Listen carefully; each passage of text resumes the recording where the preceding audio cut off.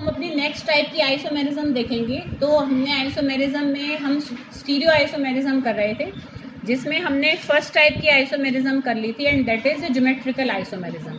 तो geometrical isomerism हमने देखा था स्क्वायर प्लेनर कॉम्प्लेक्सेस की पहले 4 टाइप्स देखी थी, फिर हमने ऑक्टाहेड्रल कॉम्प्लेक्सेस की भी फर्दर 4 टाइप्स देखी थी। टेट्राहेड्रल कॉम्प्लेक्सेस और ऐसे कॉम्प्लेक्सेस जिनका कोऑर्डिनेशन नंबर 2 या 3 होता है, वो ऐसे वाले कॉम्प्लेक्सेस ज्योमेट्रिकल आइसोमेरिज्म शो ही नहीं करते हैं। तो टेट्राहेड्रल हमारे कॉम्प्लेक्सेस होते हैं, वो क्यों नहीं शो करते ज्योमेट्रिकल आइसोमेरिज्म? कोई बता सकता है? हाँ, क्योंकि उसमें सिर्फ सिस फॉर्म ही फॉर्म हो सकती है। There is no any transposition in tetrahedral complexes, क्योंकि कोई ऑपोजिट पोजीशन ही नहीं होती है। तो इसलिए जब ऑपोजिट पोजीशन ही नहीं है तो ऑपोजिट पोजीशन वाले हमारा कोई स्ट्रक्चर बन ही नहीं पाएगा। तो इसलिए क्योंकि हमारा ट्रांसफॉर्म पॉसिबल नहीं है, इसलिए उसमें पॉसिबल ज्योमेट्रिकल आइसोमेरिज्म नहीं होता। और 2 और 3 में भी हम नहीं देख सकते, क्योंकि 2 में खाली 2 ही हैं, तो वो दोनों ही एक दूसरे के रेस्पेक्ट में सिस भी हैं और दोनों एक दूसरे के रेस्पेक्ट में ट्रांस भी हैं। तो जिनका कोऑर्डिनेशन नंबर 2 है वो भी शो नहीं करेंगे, और जिनका कोऑर्डिनेशन नंबर 3 है तो वहाँ पर भी कोई ट्रांसपोजिशन हमारी नहीं बन पाएगी। तो इसलिए वहाँ पर भी ज्योमेट्रिकल आइसोमेरिज्म शो नहीं होता। कई बार एक एक नंबर में बेटा ये रीज़न ही पूछ लेंगे वो कि ये क्यों ज्योमेट्रिकल आइसोमेरिज्म शो नहीं करते हैं। क्योंकि जो सिंपल चीज़ें हैं बेटा उनको करने से सिर्फ और सिर्फ तुम्हारे पास होने का पक्का सौदा बनता है बेटा। अगर तुम इधर उधर चीज़ों में चलोगे बेटा, तब जाकर हमारे पास एवरेज नंबर आते हैं। और अच्छे नंबर जिसको चाहिए 60s में नंबर, उसको तो बेटा बिल्कुल सब्जेक्ट को घोट लेना पड़ता है, उसके अंदर रच बस जाना पड़ता है बेटा, तब जाकर हमारे नंबर निकलते हैं बेटा। 90s में नंबर ऐसे ही नहीं आते। उन बच्चों ने रातें क्या अपने दिन सब कुछ काले किए हैं। ऐसे नहीं होता बेटा, कभी भी तुम्हें लगे कि कभी भी सक्सेस के शॉर्टकम्स किसी के पास भी नहीं है कि भाई कोई छोटा तरीका और बच्चा टॉप कर जाएगा, कोई भी नहीं है ऐसा तरीका।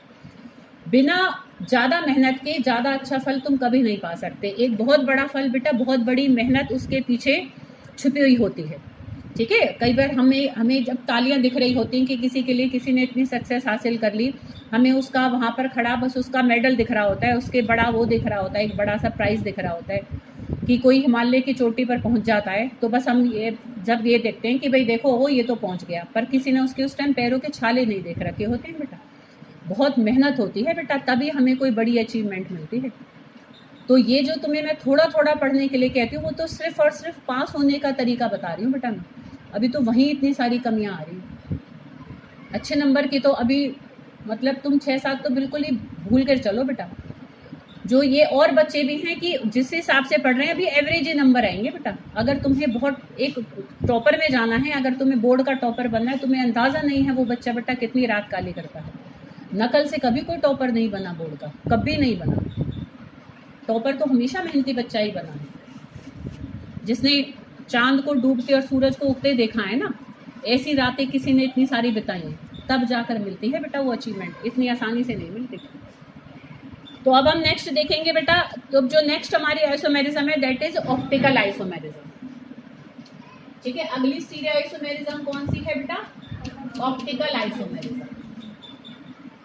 ऑप्टिकल आइसोमेरिज्म को देखो बेटा, अगर हम देखें तो बेसिकली ऑप्टिकल आइसोमेरिज्म देखो बेटा, वो कंपाउंड हमारे शो करते हैं उसकी ना 3 कंडीशंस होती हैं। मतलब those compounds are basically can behave as optical isomers. देखो बेटा, अगर तुम्हें ऐसे ध्यान हो तो शायद नहीं, ये अभी तुम्हारा कभी नहीं आया है।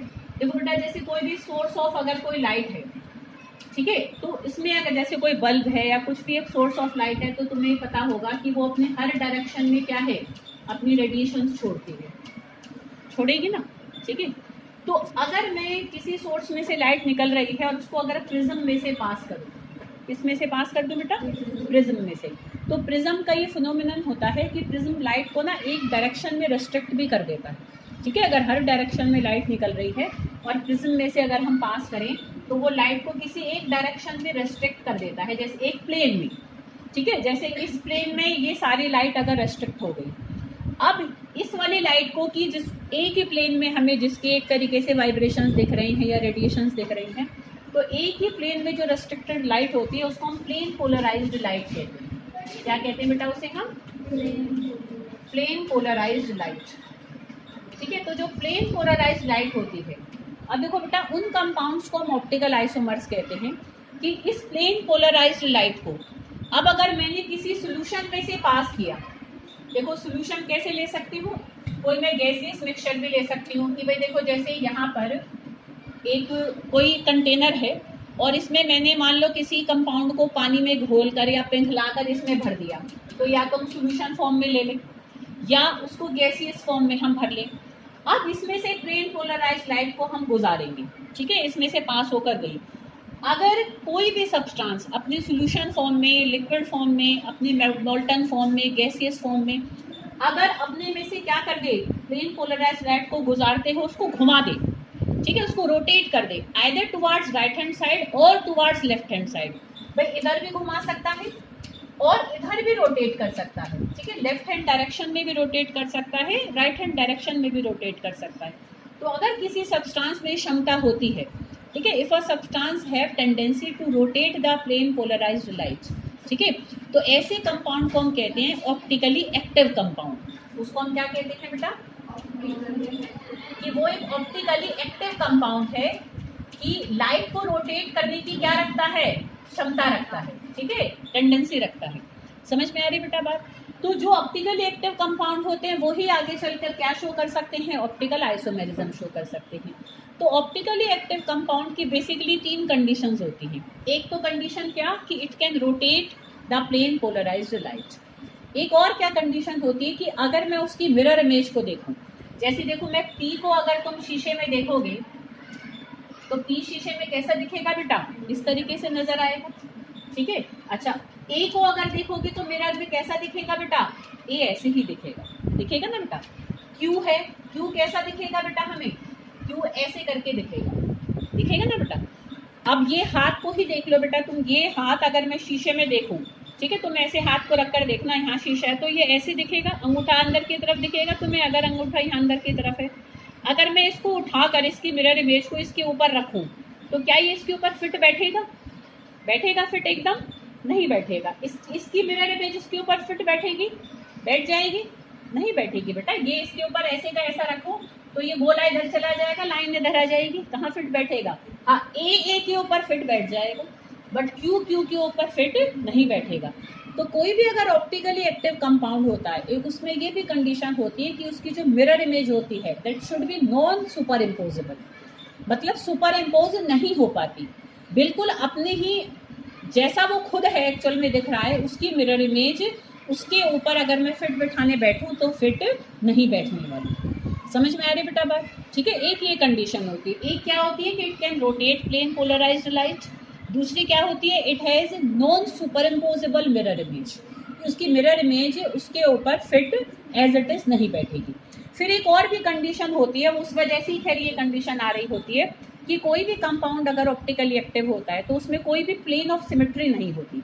हाथ को तुम देख लो किसी भी तरीके से क्या 2 बराबर भागों में काट सकते हो, हाथ को हम 2 इक्वल पार्ट्स में डिवाइड बॉडी को कर सकते हैं, ठीक है ना। तो हमारी जो बॉडी है वो ऑप्टिकली एक्टिव नहीं है, उसमें एक प्लेन ऑफ सिमेट्री है, बट हमारा जो पाम है, हमारा जो हाथ है, हथेली है, उसमें कोई प्लेन ऑफ सिमेट्री नहीं होती। ऐसे तुम देखो इसमें भी कोई प्लेन ऑफ सिमेट्री नहीं है, इसमें भी कोई प्लेन ऑफ सिमेट्री नहीं है।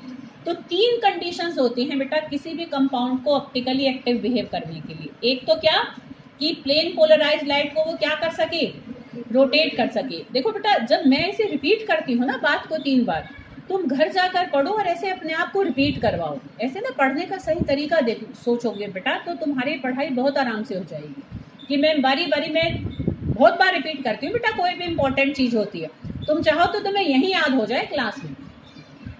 तो कोई भी कंपाउंड अगर ऑप्टिकली एक्टिव होता है तो एक तो उसमें क्या क्षमता होती है कि it can rotate plane polarised light either towards left hand side और towards right hand side. It has no plane of symmetry and it has no superimposable mirror image, ठीक है। अब देखो बेटा 2 ऐसे कंपाउंड जिनका मॉलिक्यूलर फॉर्मूला सेम, अब ऐसे अपने हाथों को ही ले लो, 2 ऐसे कंपाउंड बिल्कुल इनका मॉलिक्यूलर फॉर्मूला सब कुछ सेम है, ठीक है। 2 ऐसे कंपाउंड जिनका मॉलिक्यूलर फॉर्मूला सेम है, जिनकी फिजिकल केमिकल प्रॉपर्टीज भी एक जैसी हैं, जो काम मेरा सीधा हाथ कर सकता है वो काम मेरा उल्टा हाथ भी कर सकता है अगर मैं वो टेंडेंसी उसमें डेवलप करूँ। ठीक है ना बेटा।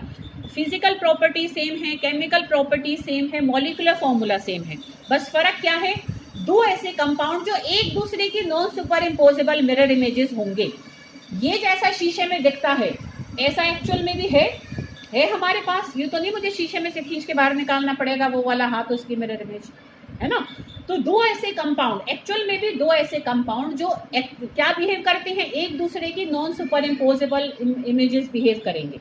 ठीक है, जैसे कि अगर मैं यहाँ पर बनाऊं उसको बेटा, देखो जैसे कि मान लो ये मैंने देखो इस तरीके से एक बनाया, देखो इसको कॉपर कर लेते हैं। देखो एक मैंने अगर इस तरीके से बनाया, यहाँ पर मैं Cl को ले लेती हूँ और इधर मैंने En को किया, ठीक है, इधर मैंने कर दिया अगर मान लो Cl डाल दिया, ठीक है। अब देखो ये शीशे में कैसा नजर आएगा बेटा हमारा, ये शीशे में इस तरीके से नजर आएगा कि एक En ऐसे अंदर की तरफ बनेगा, ठीक है ना बेटा। यहाँ पर ये OH, यहाँ पर Cl, ये Cl और ये Cl। अब ये जैसा शीशे में दिख रहा है ऐसा एक्चुअल में हमारे पास कंपाउंड भी है। तो अब दो ऐसे कंपाउंड जो एक दूसरे की non superimposable mirror images behave करते हैं, जिसमें से एक अगर प्लेन पोलराइज लाइट को लेफ्ट में रोटेट करेगा ना बेटा, तो एक पक्का उसको कहाँ रोटेट करेगा, लेफ्ट में, ठीक है। मतलब एक लेफ्ट में तो एक राइट में। समझ में आ रही बेटा बात। ये जैसा शीशे में दिख रहा है ऐसा ही कोई और कंपाउंड, ठीक है, जो एक तो प्लेन पोलराइज लाइट को रोटेट करेगा लेफ्ट में, तो दूसरा रोटेट करेगा राइट में। अब कौन सा किस डायरेक्शन में करता है ये हम स्ट्रक्चर को देखकर नहीं बता सकते, that should be confirmed experimentally, वो एक्सपेरिमेंट करके ही हमें पता लगता है। बट अगर एक हमारा लेफ्ट में रोटेट कर रहा है तो जो लेफ्ट में रोटेट कर रहा होता है बेटा उस आइसोमर को हम कहते हैं लीवो आइसोमर। क्या कहते हैं बेटा उसको, हम लीवो, और उसको ऐसे स्मॉल एल से दिखाते हैं हम, और उसको ऐसे माइनस साइन करके भी दिखाते हैं। तुमने जब नेमिंग करी होगी नोमेनक्लेचर में कहीं कहीं ऐसे माइनस प्लस डी एल ऐसे लिखे आ रही होंगी, तो वो भी एक रूल होता है जो मैंने कहा जब हो जाएगी आइसोमेरिज्म जब बताऊंगी। ऐसी अगर कोई, ये मैंने कौन सा लिया, जो एल एल से याद रखना, जो लेफ्ट में रोटेट करता है उसको लीवो आइसोमर कहते हैं, जो राइट में रोटेट करता है उसको हम डेक्स्ट्रो आइसोमर कहते हैं, ठीक है, डेक्स्ट्रो। और उसको स्मॉल डी से भी हम दिखा सकते हैं, ठीक है। डेक्स्ट्रो को देखो मैं स्पेलिंग अच्छे से लिख देती हूँ, डेक्स्ट्रो डी से भी रिप्रेजेंट कर सकते हैं और उसको हम प्लस से भी रिप्रेजेंट कर सकते हैं। तो अगर नेमिंग में भी कहीं तुम्हारा ऐसे लिखा आता है कि डेक्स्ट्रो दिस, तो जब तुम उसका नाम लिखोगे तो उसमें डेक्स्ट्रो की जगह क्या लिख दोगे, डी लिख देंगे, या हम प्लस का साइन भी ब्रैकेट लगा के मेंशन कर सकते हैं। क्लियर, ठीक है। तो सच compounds which are non-superimposable mirror images of each other, same molecular formula, same physical and chemical properties. If one can rotate the plane polarized light towards left hand side and other rotate the plane polarized light towards right hand side, so such isomers are called optical isomers and this phenomenon is called optical isomerism. ठीक है, जो left में rotate करता है उसको लीवो कहते हैं, जो राइट में रोटेट करता है उसको डेक्स्ट्रो कहते हैं। और जो कंपाउंड्स एक दूसरे की non superimposable mirror images होती हैं ना बेटा, उनको हम एनेंशियोमर्स भी कहते हैं। उनका एक दूसरा नाम भी होता है, उनको हम क्या कहते हैं बेटा, एनेंशियोमर्स भी कहते हैं। तो ऑप्टिकल आइसोमर्स को हम एनेंशियोमर्स भी कहते हैं क्योंकि वो एक दूसरे की non superimposable mirror images भी होती हैं। समझ में आ रही बेटा ये बात, ठीक है। तो ऑप्टिकल आइसोमेरिज्म को हमने अभी समझा कि क्या होती है ऑप्टिकल आइसोमेरिज्म। तीन कंडीशंस होती हैं, उसकी हमने डेफिनेशन देखी। अब हम फर्दर इसकी जो टाइप्स हैं ऑप्टिकल ऑक्टाहेड्रल कॉम्प्लेक्सेस में, टेट्राहेड्रल कॉम्प्लेक्सेस में, अच्छा स्क्वायर प्लेनर शो नहीं करते हैं किसको, ऑप्टिकल आइसोमेरिज्म को। क्यों? क्योंकि स्क्वायर प्लेनर एक बहुत सिमेट्रिकल शेप है ना। देखो क्लियर स्क्वायर बन रहा है तो बड़े आराम से हम उसमें प्लेन ऑफ सिमेट्री निकाल लेते हैं। तो क्योंकि उसमें बहुत ज़्यादा सिमेट्रिकल एलिमेंट्स होते हैं इसलिए square planar complexes generally optical isomerism show नहीं करते हैं। जो ऑप्टिकल आइसोमेरिज्म है वो मेन हमें ऑक्टाहेड्रल कॉम्प्लेक्सेस में ही मिलेगा बस। तो उसी की हम 4-5 टाइप्स को अभी फर्दर करेंगे, ठीक है।